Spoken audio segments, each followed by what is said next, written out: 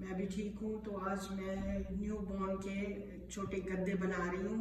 तो ये मैंने अभी की कॉटन ली है, सिंगल रजाई की, और ये कॉटन के 2 पीस है। तो अभी बनाती हूँ छोटे गद्दे। तो साइज जो आप लोगों को पसंद हो वही मैं छोटे ही बना रही हूँ। तो इसको पहले हम खोलते हैं। तो जो साइज आप बनाना चाहते हो वही बनाएं। तो उसी हिसाब से, मतलब कि इसका कोई मेजरमेंट नहीं है, आप जो साइज बनाना चाहो। तो मैं छोटे बनाऊंगी, ना छोटे ना बड़े, ठीक है।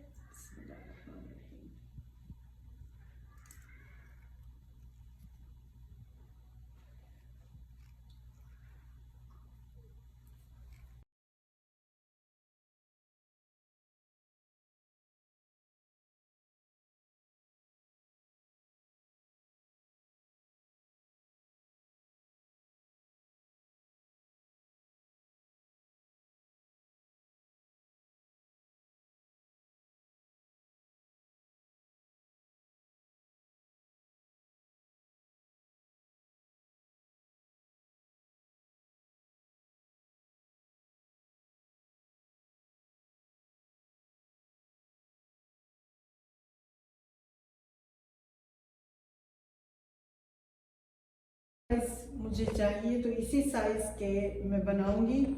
तो अब ये कपड़ा है, तो इसकी साइज का मैंने निकालना है।